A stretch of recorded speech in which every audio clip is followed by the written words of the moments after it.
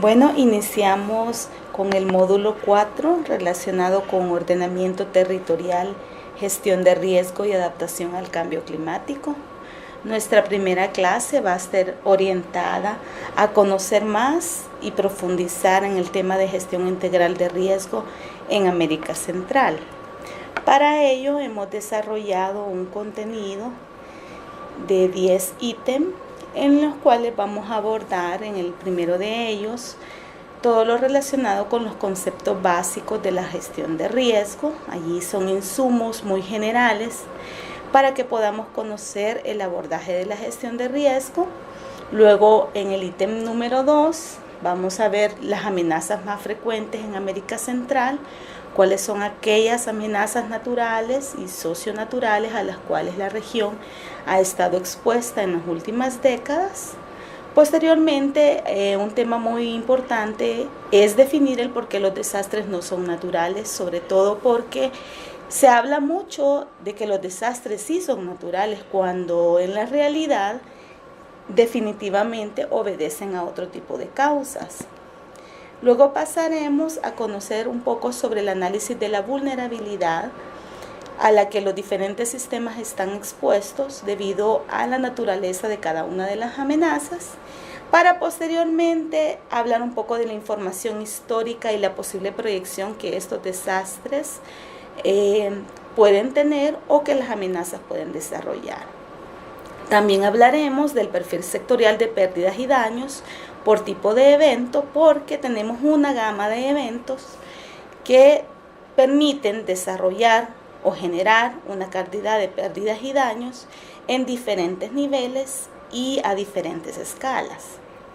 Luego también veremos en el ítem número 7 el fortalecimiento de capacidades para afrontar el riesgo. Acá vamos a tratar de ver algunos ejemplos de instrumentos de planificación en los cuales se está incorporando la temática de riesgo y cómo se asumen los países el desarrollo de la misma. Luego también veremos la gobernanza de la gestión de riesgo, que es una parte fundamental que viene a complementar todas las herramientas técnicas que se han generado en el marco de las diferentes amenazas, para posteriormente ver los impactos transversales que también tiene la gestión de riesgo en términos de desplazamientos y migraciones de las poblaciones. Y por último, veremos lo que es la relación de la gestión de riesgo como un desafío multidimensional. En este primer ítem sobre conceptos básicos, tenemos 6 de ellos, los cuales están relacionados con el tema de amenazas, vulnerabilidad, riesgo, resiliencia, pérdidas y daños. En el caso de las amenazas, lo que tenemos que siempre recordarnos es que es un peligro latente, que se representa la probable manifestación de un fenómeno físico. Este fenómeno puede ser de un origen natural, puede ser de origen socionatural o un antropogénico, y que obviamente se anticipa y puede producir daños en los diferentes sistemas. Aquí podemos mencionar amenazas como por ejemplo las amenazas volcánicas, las inundaciones, los deslizamientos, la erosión costera, la erosión fluvial, inundación costera, inundación fluvial. Podríamos hablar también de las amenazas socionaturales, como por ejemplo el cambio climático. Luego también otro concepto fundamental a entender para la gestión de riesgo es la temática de la vulnerabilidad. Y eso no es más que la predisposición o la condición que tiene un sistema, que podría ser una comunidad, un cultivo, una industria o cualquier otro tipo de sistema, que pueda ser afectado o pueda sufrir efectos adversos en caso de que se manifieste un fenómeno de origen natural o socionatural. Luego también tenemos el riesgo, ¿verdad?, que es la probabilidad de que ocurran todo este tipo de consecuencias perjudiciales o pérdidas esperadas como resultado de la interacción de la amenaza y de la vulnerabilidad. Es por ello que hay una fórmula muy conocida donde hablamos que la amenaza más la vulnerabilidad me ocasiona riesgo. Sin embargo, es importante no olvidar el término de la resiliencia, pues ella nos proporciona una forma de afrontar ese riesgo en la medida que la comunidad o que el sistema está adaptado o ha realizado actividades de mitigación para prevenir los futuros impactos.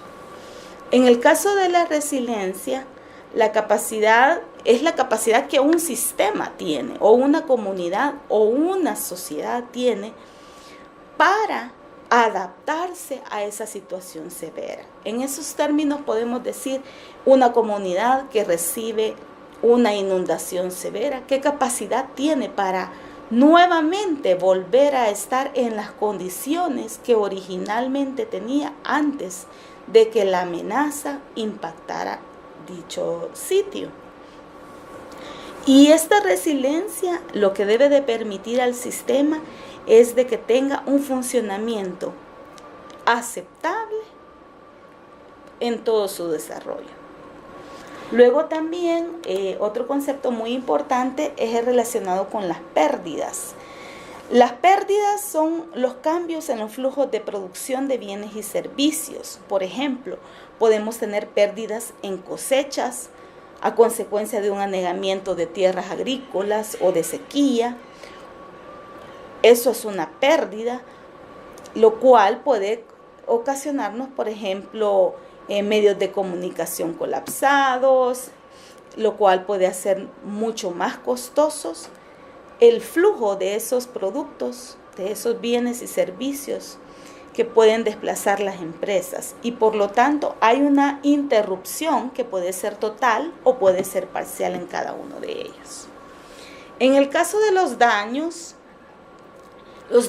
están más relacionados con los acervos de patrimonio, bienes y capital. Es decir, que hay una destrucción parcial o total. Por ejemplo, un puente colapsado, una vía de comunicación interrumpida, equipos destruidos, mobiliario que queda en desuso, obras de riego o, por ejemplo, daños en los embalses.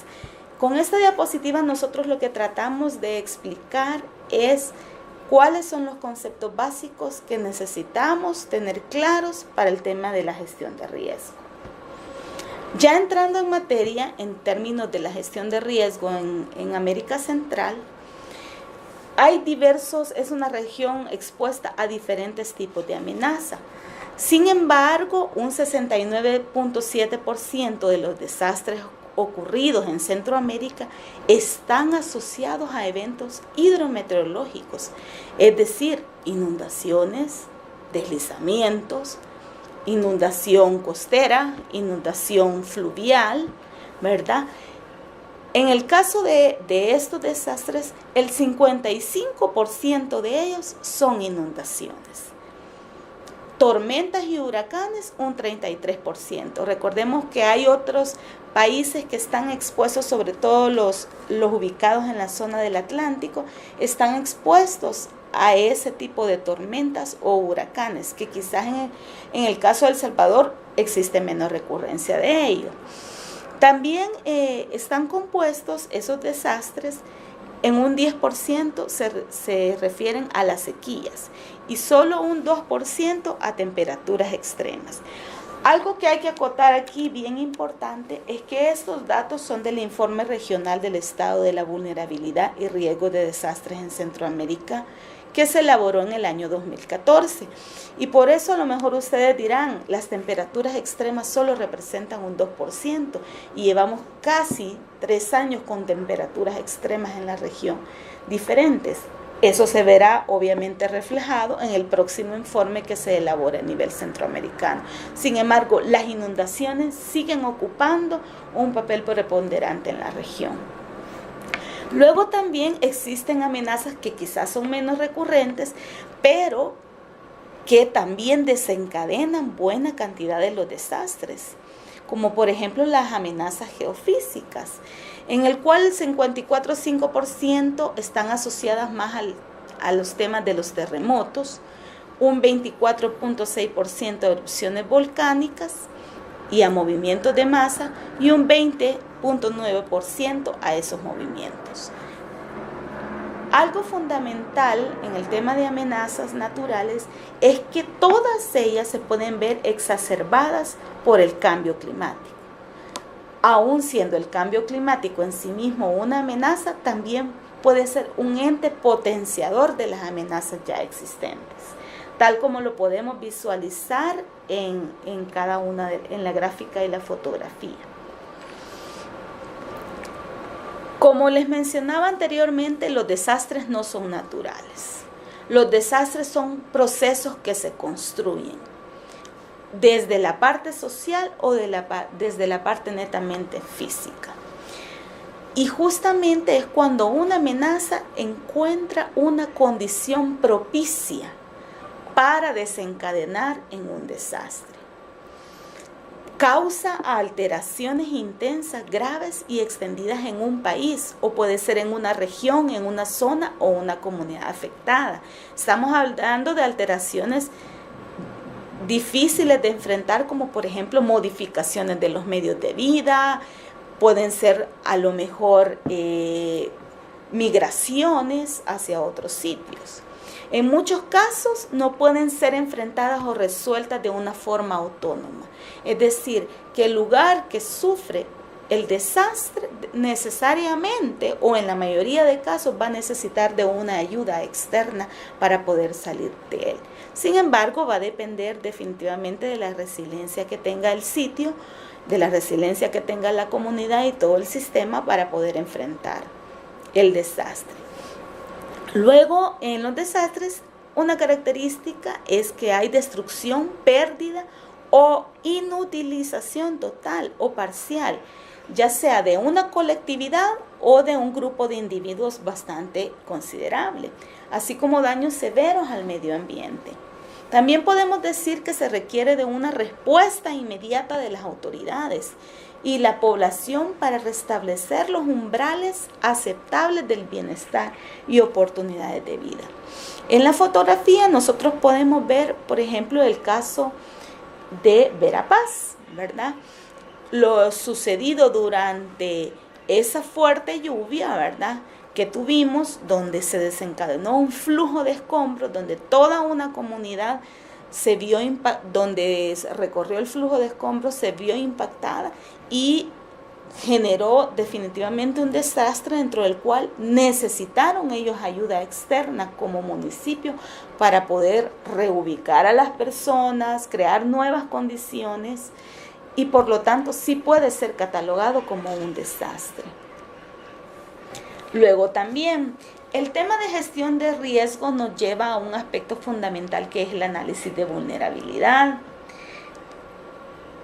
Esta herramienta es fundamental porque es un proceso que determina no solamente en forma cualitativa, sino que en forma cuantitativa todas las diferentes características de un sistema en términos socioeconómicos, medioambientales, de infraestructura, que pueden ser susceptibles a sufrir algún tipo de daño. Por ejemplo, continuando con el caso de Verapaz, podemos tener un grado de vulnerabilidad social, donde podemos medir una serie de indicadores, por ejemplo, cómo eran los sistemas constructivos de esa vivienda, cómo eran las condiciones de vida de las personas, cómo era el grado de pobreza que se tenía, ¿verdad? Y también el grado de vulnerabilidad social se asocia a la capacidad de organización y de respuesta que tenía esa comunidad para afrontar el desastre.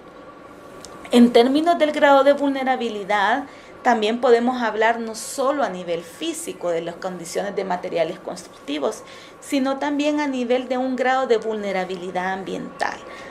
Ahí podríamos tomar un caso emblemático como por ejemplo el valor del conflicto alto de uso de suelo, por ejemplo cuando el suelo está siendo utilizado de forma inapropiada, por ejemplo asentamientos en riberas de río, donde conocemos las condiciones o la naturaleza que tiene ese sistema de poder sufrir ya sea inundaciones y en este caso un flujo de escombros, ¿verdad? Un lahar porque viene asociado a un volcán. Y también el grado de vulnerabilidad social se puede ver incrementado o atenuado, dependiendo sea el caso, por la cobertura arbórea que tenga la zona, ¿verdad? O sea, no es lo mismo tener una zona en la cual ha habido una deforestación total y donde ya está experimentando niveles de erosión considerables, a una zona que tenga una buena cobertura, ¿verdad?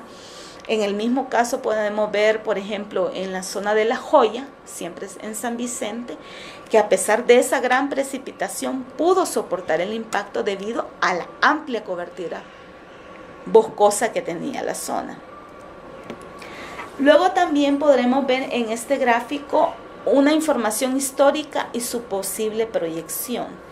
En este gráfico lo que estamos visualizando desde 1970 a una proyección al 2050, del año 2050, es la tendencia que han desarrollado los diferentes desastres.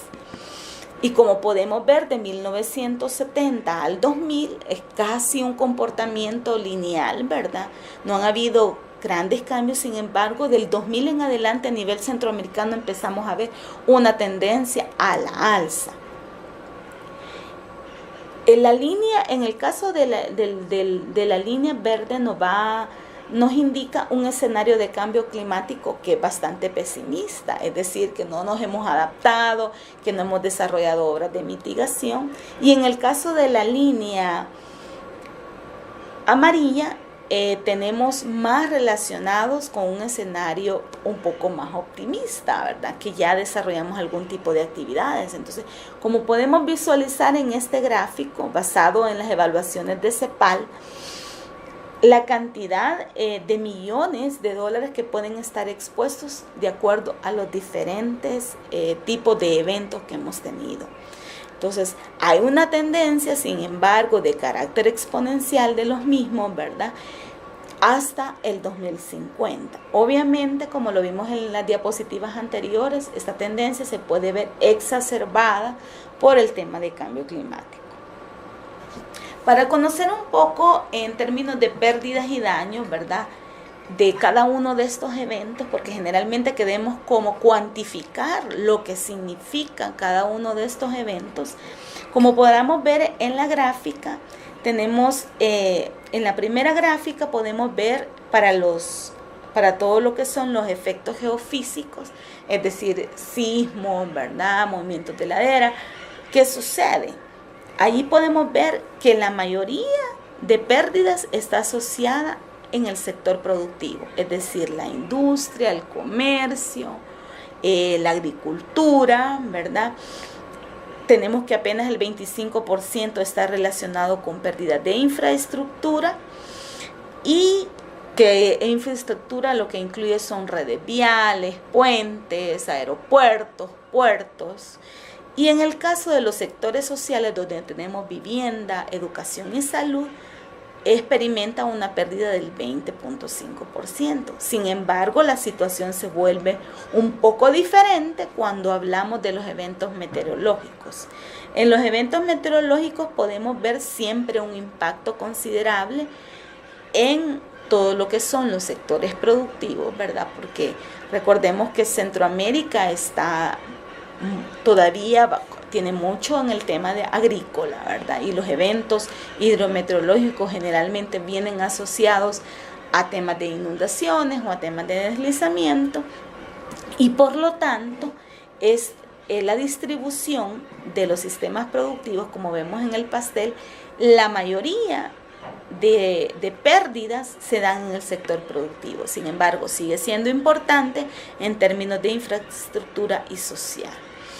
Si nos damos cuenta, por ejemplo, los desastres más importantes y que han ocasionado impactos o mayores pérdidas en la región han sido el terremoto de Managua, el de Guatemala, el huracán Fifi en Honduras, El Salvador, el terremoto del 86, que casi representó el 6% de las pérdidas del Producto Interno Bruto, ¿verdad? Entonces es considerable todavía esa pérdida.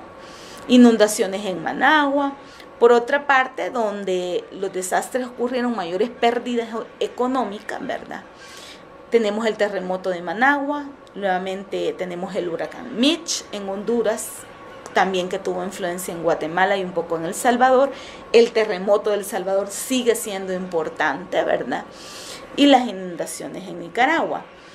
Los daños, como lo podemos ver, los daños totales estimados, se hizo una evaluación de aproximadamente 32 desastres en Centroamérica. Y eso suman alrededor de 68.000 millones de dólares americanos, ¿verdad? Solo en términos de daños, y en términos de pérdidas estamos hablando de 14.000 millones de dólares. Por lo tanto, son impactos grandes que los países tienen que afrontar para nuevamente desarrollar la resiliencia necesaria para volver a las condiciones existentes.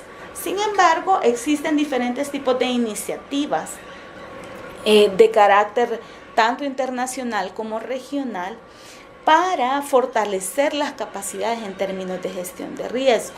En la siguiente diapositiva vamos a ver algunos ejemplos de ellas. Por ejemplo, hay una plataforma que trabajó Guatemala, El Salvador y Costa Rica, denominada CAPRA, que es una plataforma de información sobre riesgos de desastres para la toma de decisiones, que lo que pretende esta plataforma es combinar con la referente a la exposición y a la vulnerabilidad física, que le permita al usuario determinar el riesgo conjunto en cadena en función de los múltiples riesgos asociados. Es decir, le evalúa a través de modelos probabilísticos, y aquí CAPRA está únicamente asociado a una amenaza específica, que es la amenaza sísmica. En el caso de El Salvador se hizo esa modelación a nivel de los sectores de salud y de educación como sectores críticos, ¿verdad? No significa que no puede desarrollarse en otros sectores, sí se puede desarrollar, lo ha hecho Costa Rica y Guatemala. Entonces, en ese caso es para ver cómo se comportarían esos sectores ante una amenaza sísmica. ¿Por qué la amenaza sísmica y no inundaciones o deslizamientos que son más recurrentes? Recordemos que nuestro país, si bien la recurrencia puede ser cada 10, algunos cada 20 años, sin embargo, los sismos son los que siguen ocasionando mayores pérdidas y daños al país.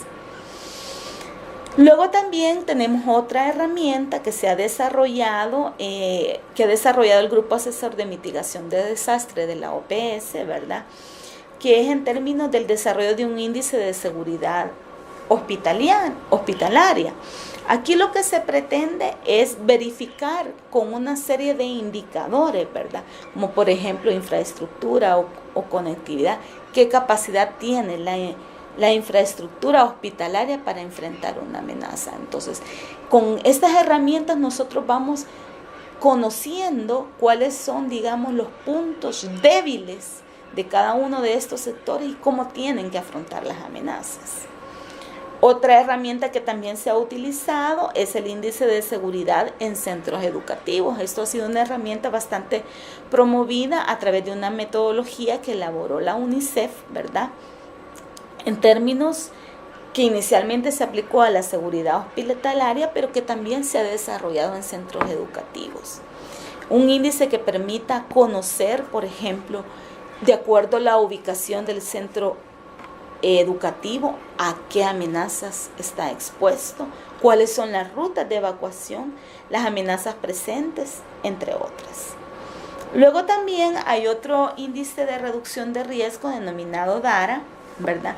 Que es un índice de reducción de riesgo que aborda 38 indicadores, o sea, es mucho más complejo, ¿verdad?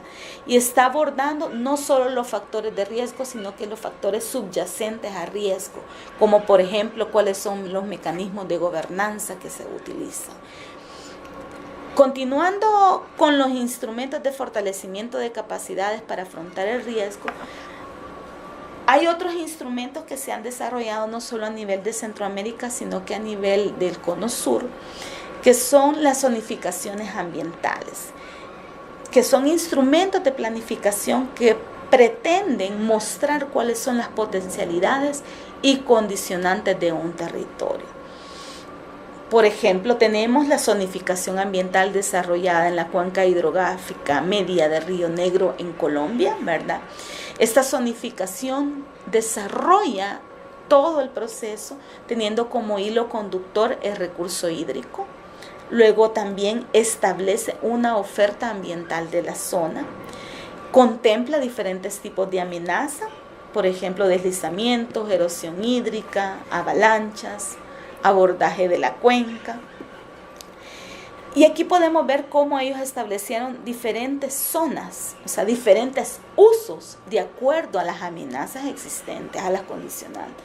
En el caso de El Salvador también existen zonificaciones ambientales, como por ejemplo la de la subregión metropolitana de San Salvador, que nace como respuesta a la elevada presión urbanística que el territorio de la subregión metropolitana tiene, y en cumplimiento a un mandato de ley de medio ambiente del artículo 50. Se desarrolla con un abordaje municipal, toma en cuenta inundaciones, deslizamientos y erosiones. Luego también existe una cantidad de instrumentos que también se han desarrollado, esto ya a nivel de diversos países asociados a lo que son el Banco Interamericano de Desarrollo.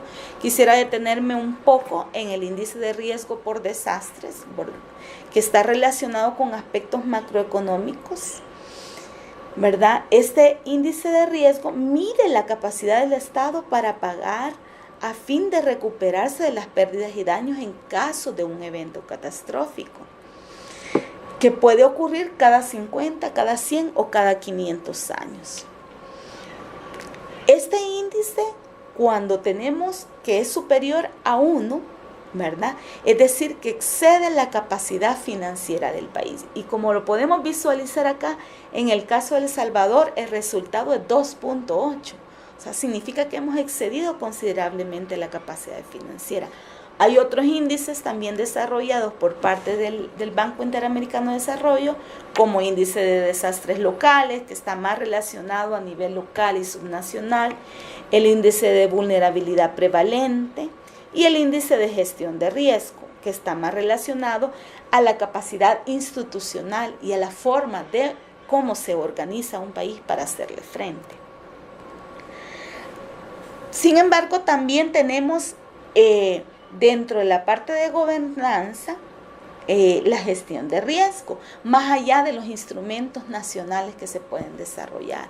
Por ejemplo, existe el marco de GEO, que en las posteriores clases se va a desarrollar a mayor profundidad, que es un marco que lo que pretende es la reducción de los factores subyacentes de la gestión de riesgo.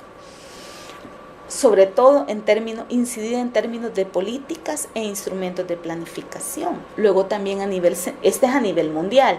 A nivel centroamericano tenemos la política centroamericana de gestión de riesgo, ¿verdad? Que es más, la función de ella es integrar toda la parte económica, social y ambiental en términos de multiculturalidad y los derechos humanos. Luego también tenemos el Plan Regional de Reducción de Riesgo, ¿verdad? En el marco también centroamericano, que lo que pretende es desarrollar la gestión de riesgo de forma integral, siempre buscando la integración regional, sobre todo porque nosotros somos un territorio, una región pequeña que compartimos diferentes territorios y que para el abordaje de ciertas amenazas necesitamos la participación no solo de un país, sino que de 2 o de 3 para el manejo de una amenaza. Luego también vamos a ver un poco sobre los impactos transversales que ha tenido la gestión de riesgo. Si bien ya hablamos de todos los factores, de los aspectos económicos, de las pérdidas, también en el área social tiene impactos considerables. Todo el tema de los riesgos. Por ejemplo, el Centro de Monitoreo de Noruega, de desplazamiento de poblaciones noruegas, estima que alrededor de 144,000 personas de la región centroamericana han migrado por situaciones de amenazas naturales. Existe muy poca información al respecto, sin embargo, hay algunos ejemplos de ellas. Por ejemplo, las comunidades cunas en Panamá señalan que alrededor de 14.079 cunas han sido desplazados debido a construcción de infraestructuras o nuevas actividades que han desagregado al medio ambiente o han desagregado sus medios de vida. Como les mencionaba, esta información a nivel de la región es bastante escasa, ¿verdad? La disponibilidad. Sin embargo, sabemos que el número de personas es significativo y que seguramente va a aumentar, ¿verdad? Porque los eventos cada vez son más recurrentes, ¿verdad? Y en mayor proporción la migración probablemente va a ser de carácter interno. Muchas zonas a lo mejor se van a ver tan fuertemente afectadas que las comunidades van a tener que emigrar a sitios más seguros. Por lo tanto, es fundamental que los países se preparen para ellos. Los pocos datos existentes sobre desplazamiento se pueden elaborar caso por caso y la mayoría, la verdad, se encuentran en las propias comunidades que tienen el conocimiento, ¿verdad?, de cómo ha sido la situación de migración dentro de su comunidad. Muchas veces, a veces es por tradición oral, no existe una sistematización sobre los procesos de migración, sin embargo, en las comunidades encontramos ese conocimiento sobre cada una de ellas.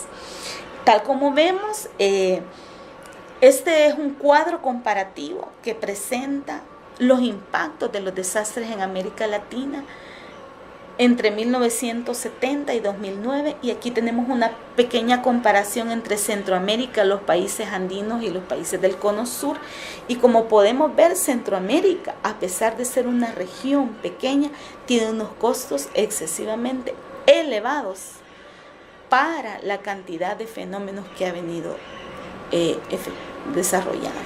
Finalmente, es importante que entendamos que la gestión de riesgo no es un enfoque sectorial, es un enfoque multidimensional y que tiene diferentes etapas. Desde una gestión correctiva, cuando ya tenemos el fenómeno y ya nos ha ocasionado un impacto, una gestión prospectiva, donde queremos conocer qué es lo futuro, lo que puede suceder ante un evento, una gestión reactiva, ¿verdad?, que es la atención netamente a la emergencia, y hasta llegar a un proceso superior que es la protección financiera, que es la preparación real, ¿verdad?, ante una amenaza.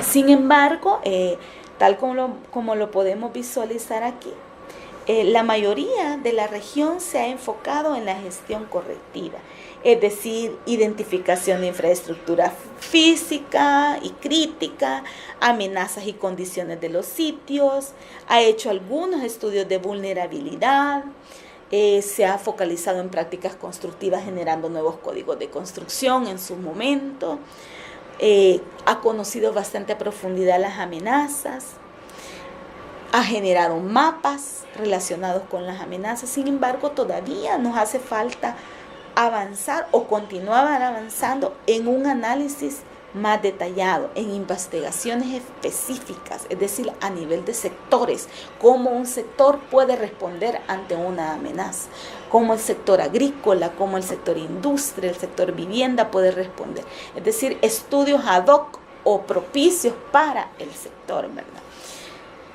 Escenarios de riesgo, planes de respuesta. Entonces estamos hablando de medidas que están relacionadas más con la gestión prospectiva. Y en el caso de la protección financiera, medidas más correctivas, ¿verdad? Planes de uso de suelo, preparación y respuesta, ¿verdad? Entonces eso es bien importante, que podamos poco a poco como región ir migrando, ¿verdad? Se está avanzando en ese proceso. Sin embargo, es necesario desarrollar a veces estudios a nivel de mayor detalle o de mayor profundización para poder migrar de la gestión correctiva y poder llegar hasta el espectro de la protección financiera, de tal manera que la resiliencia que desarrollen nuestros países pueda ser mayor. No quiero terminar la presentación sin antes dejarles una pequeña reflexión, que aunque las decisiones individuales pueden parecer realmente pequeñas, ante todas las tendencias que tenemos de amenazas globales, cuando billones de personas unen esfuerzos con un propósito común, podemos hacer una diferencia increíble. Esto lo dice el secretario de Naciones Unidas y considero que todavía se puede hacer mucho en términos de la región. Muchas gracias.